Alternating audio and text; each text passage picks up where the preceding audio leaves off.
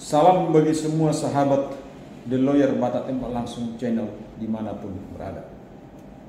Saya menyapa sahabat-sahabat dimanapun berada dengan satu tema yang ingin saya coba berdiskusi, membahas secara filosofis ataupun secara teologis yang terkandung di dalam hukum pidana kita atau di berbagai macam peraturan positif negara-negara lain tentang pembunuhan.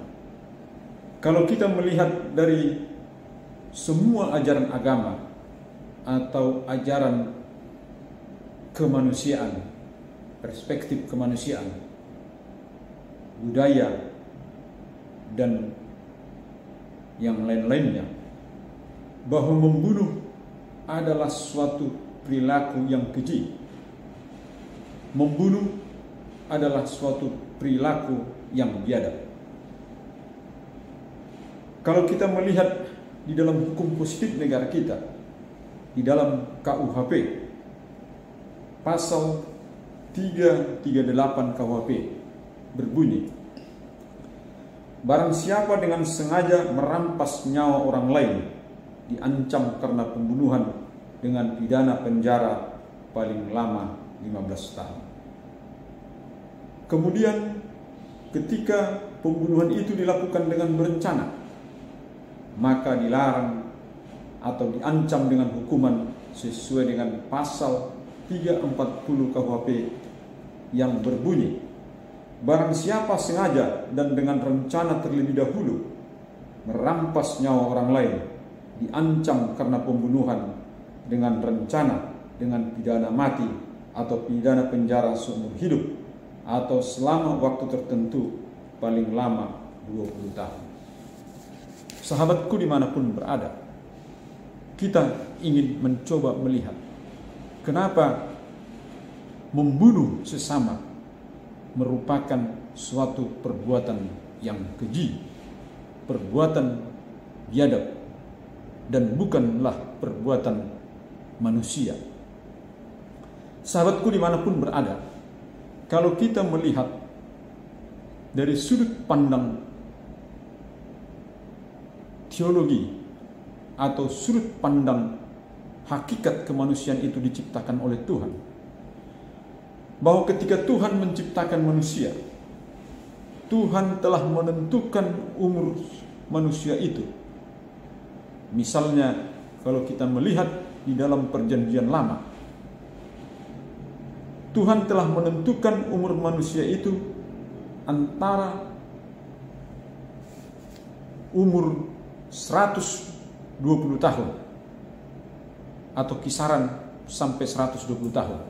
Bisa kita lihat di dalam Kejadian 11 ayat 24. Kemudian dalam Mazmur pada hari perjalanan kehidupan manusia, di dalam kitab Mazmur dikatakan bahwa umur manusia itu adalah 70 tahun dan jika dia kuat maka umurnya menjadi 80 tahun.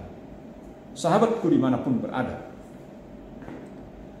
ketika Tuhan sudah menciptakan manusia, Tuhan telah menentukan masa kehidupan manusia itu, baik tadi 120 tahun atau kemudian Tuhan melihat kondisi manusia itu, maka Tuhan memberikan satu rencana bahwa manusia berumur sekitar 70 tahun, dan kalau dia kuat maka umurnya bisa 80 tahun dan seterusnya. Itulah rencana Tuhan di dalam kehidupan manusia. Nah, ketika ada seseorang yang melakukan kejahatan, membunuh sesamanya manusia, maka sebetulnya manusia yang membunuh itu, dia telah menjadi setan atau iblis atau si jahat. Karena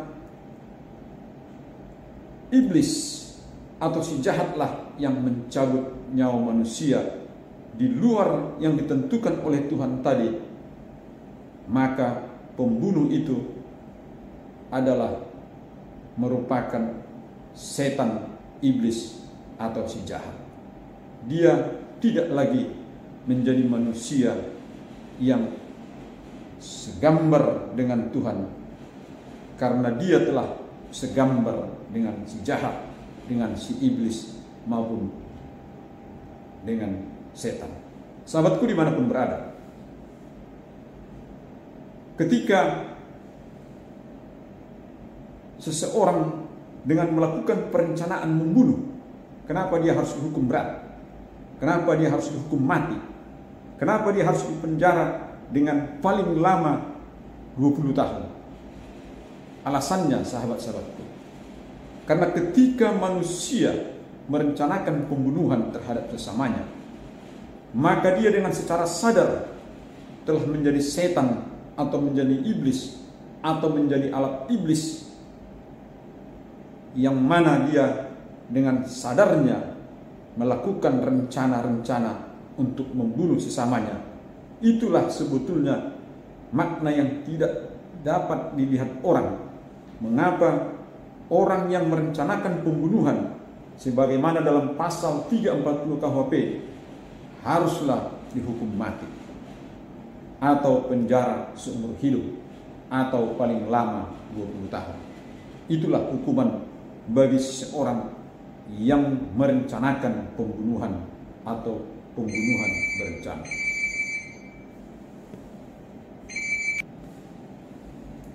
Maka sahabat-sahabatku dimanapun berada, ketika seseorang telah menjadi setan atau iblis atau menjadi si jahat, membunuh sesamanya, maka sebetulnya dia pun harus dihukum mati.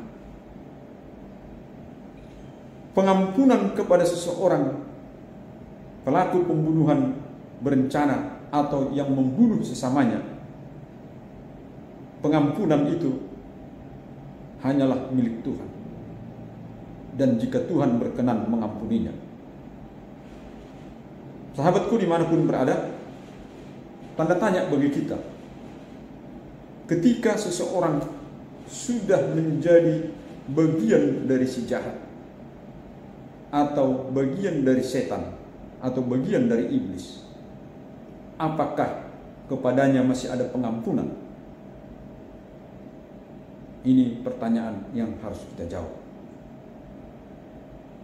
Sehingga menurut saya pun, sahabat-sahabatku dimanapun berada, maka ketika seorang yang disangka atau nanti setelah di persidangan menjadi terdakwa pelaku pembunuhan, maka sebetulnya pengadilan tidaklah lagi dapat memberikan keringanan kepada si pelaku pembunuh berencana atau pembunuh, karena dia bukanlah menjadi manusia yang sepadan dan segambar lagi dengan Tuhan, tetapi dia menjadi manusia yang segambar dan sepadan dengan pekerjaan si setan, si iblis, dan si jahat. Ketika nanti dia meminta keringanan pengampunan, biarlah itu menjadi urusan Tuhan dan bukan lagi menjadi urusan negara atau hukum.